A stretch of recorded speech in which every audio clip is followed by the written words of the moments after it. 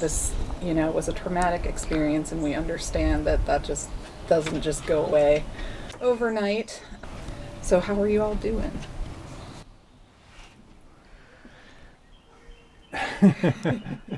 It's great. I think the pause actually sort of says something, which means that it's not quite as simple a question as the few words imply, I think.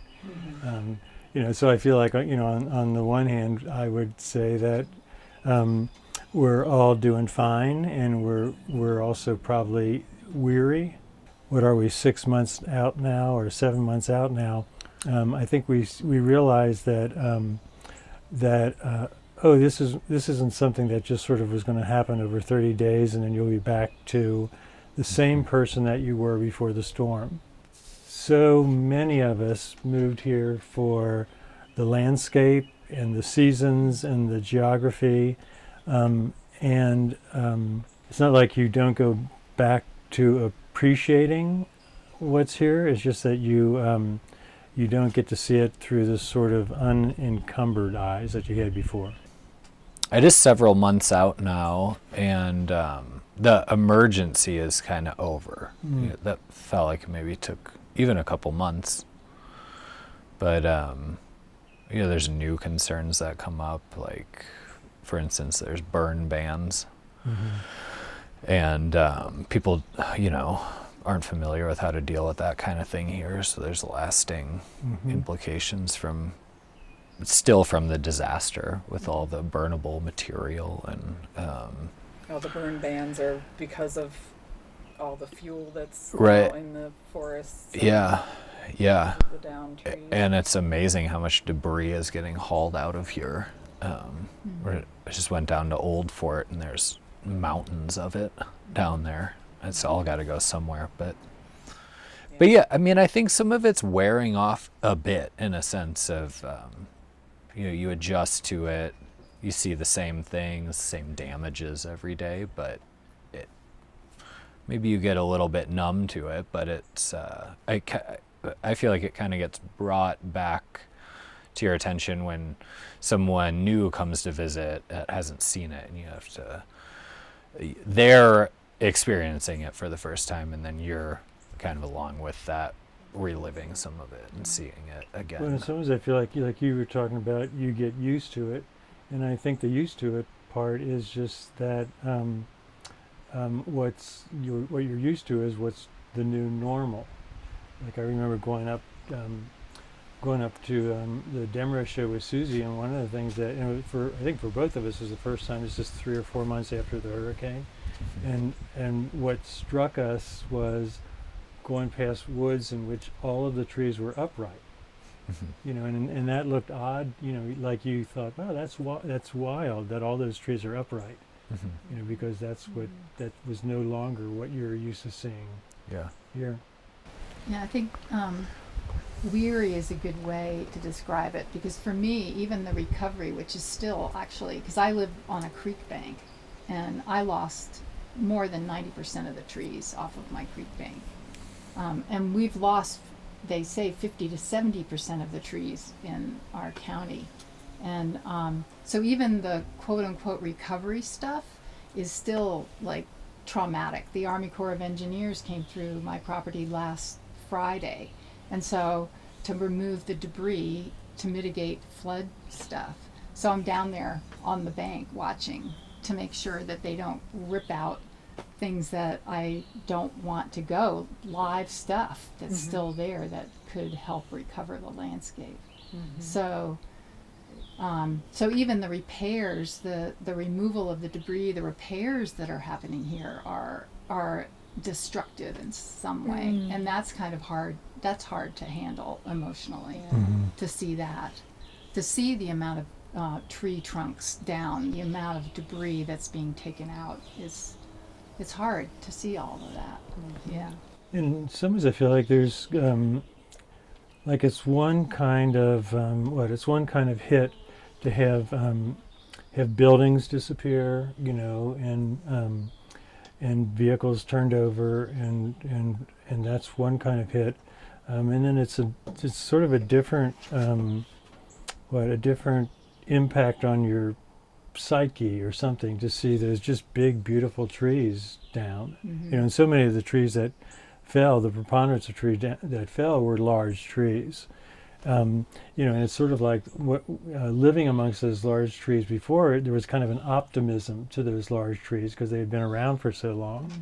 And then to see them horizontal on the ground, it's sort of, what throws off what you thought would be there for a long time or something. I'm not sure exactly what. I feel like one of the, I guess it wouldn't exactly be irony, but, for last decade, more and more when you were talking to real estate people or just talking to people in general, you understood that people were moving to this area because when you looked out there nationally, whether it was heat indexes or flood indexes or tornadoes, this area, when they color coded it, this area always had this nice neutral silver area that was being unaffected by all the other things. And like I said, you talk to real estate people, and that was a very common question that people were beginning to ask real estate people is, we're interested in this area because it seems to have the kind of protected, benevolent climate that more and more people were considering. And then we have Helene come through, so that sense that you live in a place that is outside of the devastation areas. We all had to give that part up.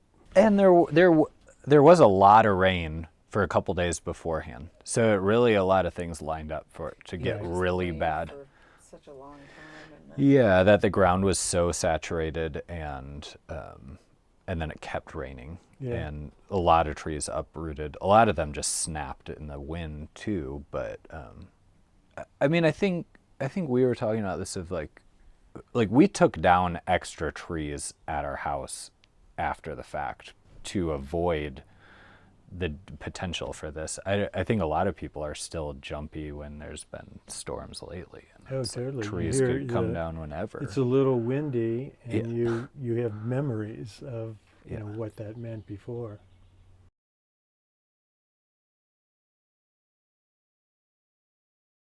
Well, I had my dog with me, and my studio has 2 floors. It's an old barn, so we spent the night upstairs in the studio, which is usually where I spend the night when I'm firing the kiln. But I figured it'd be better to be higher up. So we came out of the studio and went to the house, and it looked bad, but it wasn't that bad.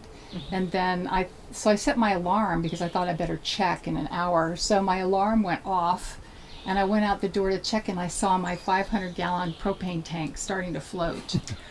I was like, oh no. So because I'd always heard that for safety's sake, you had to turn the tank off, if it was going to cut loose. So I got a rope and I tied myself to a tree with the rope, and I had my rain boots on. And so I head for the tank, and I thought, okay, if my rain boots start to fill, then I'm going to quit this because that would be just plain stupid. But I made it to the tank. The tank's going up and down like this. I reach over, the tank's are in this, I turn it off, and I made it back to the tree, and then literally within 3 minutes, the tank was headed downstream. And then I found out, I don't know, maybe 2 months later from the guy, because of course I had to replace the tank, the gas lines, all that. So the guy that came from the gas company to plan out where the new gas lines were going to go, he told me the tank ended up in Jonesboro, Tennessee, which is an 82-mile distance as the crow flies from my place. So it headed down King Creek and then through several rivers and then into the Nolichucky. Wow. That's wild. Yeah, so my wife and I were still living up at Penland. I was finishing up a residency there. And we knew there was a hurricane coming, but like a lot of people, I think, we're like, it's going to rain a lot. Some trees will come down. But we were sleeping upstairs, and I told her, I was like, I think maybe, we could just go sleep in the basement. We have an extra bed down there. And she's like, you're being kind of crazy, but okay. And so we went down there, and luckily no trees fell on that apartment, but woke up in the middle of the night to the power going out and stood up out of bed. There was a couple of inches of water in the basement. Maybe at like, I don't know, 4 a.m. or something, you just hear trees snapping, just like one after the other. And we're like, oh wow, this is really intense wind. And we got up in the morning then, and there were trees all over, but we didn't go out until like 11, and we saw one of the studios at Penland. The whole roof had rolled back. One of the neighbors' houses was just crushed with several different trees, and we were really worried about some of our friends on the back road out there. So a few of us hiked down that road, and it was maybe to the end of Conley Ridge, about maybe half a mile, and we counted about 100 trees that we had to cross over that were just over the roads. There were hundreds of them everywhere, but then we're like, wow, this is a lot worse than we thought it was going to be. And there were so many trees down there, so no one could get out of the Penland area. It took days before we could even move our car. About a week before we could move our car. But it wasn't until I think 2 days later that someone had hiked up to Penland and told us about all the flooding. And we're like, wow, the whole lower street in Spruce Pine, about the worst of it in that street had taken about like 10 feet of water. It was maybe just about up to the second floor of some of these buildings. And I think it was about 4 days after the hurricane, we finally got out with someone else and drove down there, and we had just bought a building on this lower street, and that had about 6 feet of water in it. And so that was a little devastating to see. Our spot and all the other buildings down there, the restaurants and stores, and all the windows had been smashed out and everything. There was debris that just decimated the front of these buildings. But we, like you had said, we had a lot of mud in the building. Maybe not quite as much as you, but it was about 6 inches of mud throughout. And there was a contractor's fence up in front of our building from the previous owner from construction they were doing. So that kind of acted like a sieve and kept all the debris out from smashing our windows, which talking to other business owners down there, that's been like really pricey to get all those windows replaced. And so that we were really fortunate with that. But I'm a little curious, like in terms of a conversation, since this is sort of clay oriented. Are you all back to work? Yeah. I'm not yet, but Did you find a studio yet? No, not yet. Which a studio is just hard to come by here. I need something just to get through the end of the year, at which point we'll probably be in our space using our studio. And that's okay. I just finished a long residency, and sometimes a break is good. Are you all back to work? Yeah. I mean, I think the question kind of interests me, and some of it has Naomi of Bandana Pottery. We had a nice conversation with a couple other people, and it just is interesting how when you're a craftsperson, there's some people when they run up against trauma, they can't work. The trauma is just too big for them to work, and so it doesn't mean that they're immobilized. It's just that their effort goes other places. And then Naomi and I were thinking that we we because we could, we wanted to go to the studio, not to go back to any kind of normal operation. Everything that you might have been working to was of course canceled, but we were very happy for to have maybe an hour a day or 2 hours a day in which you could the familiarity of a routine was really helpful in for Naomi and I, and we sort of pushed at the question a little bit more, and understood that when we went to the studio, you didn't go there to make anything new. You didn't have the energy, or you didn't have the ability to sort of think in that kind of creative way, but you were happy to go there and find something familiar, and have the sort of the clay reassure you, your hands, and so that was that was something that we appreciated during a day that also included massive amounts of chainsawing and volunteering at the relief centers and doing all the things that we were doing, but just that one little sort of touchstone where you could sort of come back to something that like I said, was familiar and gave you some reassurance or something. Mm-hmm. Yeah. What about you, Gay? Have you been able to get back to work? Yeah, finally. It took me 6 months to get back into the studio, just because of equipment damage mostly, and equipment repair, and then Nick, who's our director of our Spruce Pine Potters Market. Right. He's organized a couple of shows for craftspeople, one of which was in Raleigh in April, which people have been so supportive of us up here, and had shows that would so anybody from the Spruce Pine Potters Market who wanted to participate could participate, and people have sponsored the spaces and done all the advertising, and so there was one in Raleigh, and so I managed to get a firing done for that, which was great. But that was all work that had been ready to go into the kiln for the show in October, the Spruce Pine Potters Market. So then, even though I was waiting for equipment to get repaired, I had to wait until the kiln was ready to take the work, because there was no room in the studio anymore to make new work. So even if I wanted to sit down and throw a few pieces, I couldn't.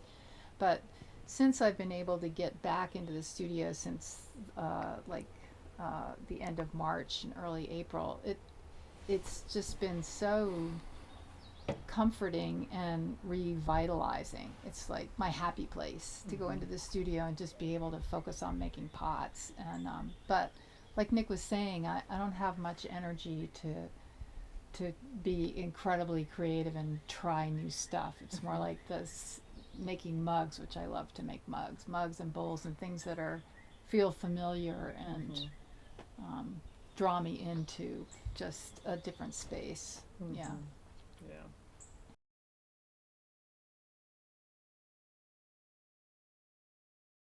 My immediate neighbors, who are all my neighbor across the way, her name's Llewellyn, and I love her dearly. She just turned 90, and she knows everybody in the neighborhood, and everybody knows her. And because of who she is and how long she's lived there, her family's been living there for 3, 4, 5 generations. And so she's got all kinds of relatives and friends all in the area.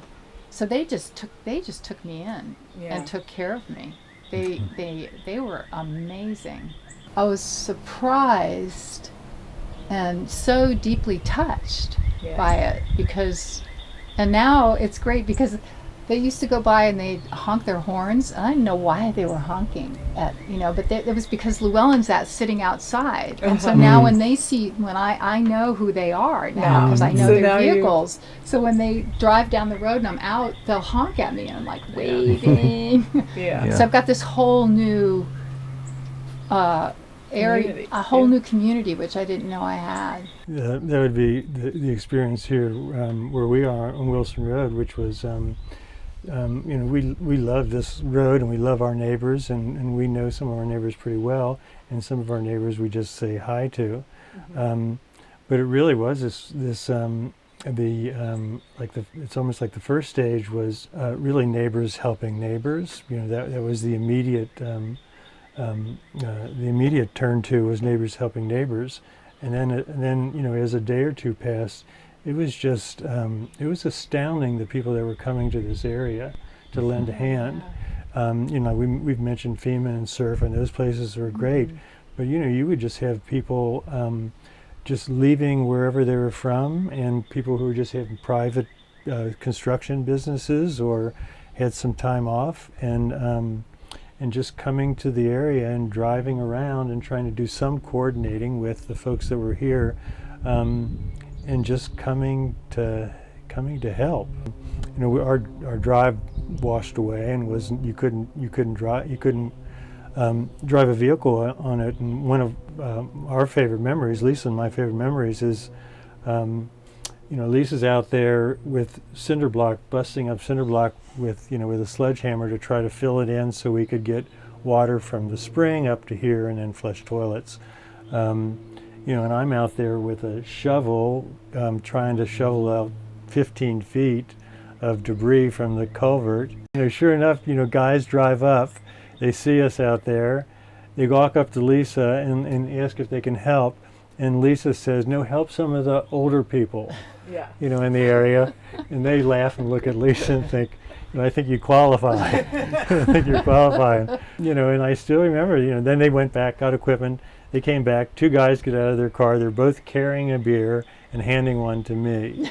And then they just start, just start working without any question. Like, it's almost like the default for all of us is to lend a hand, and then some of the general climate, whether it's culture or political, gets in the way of that.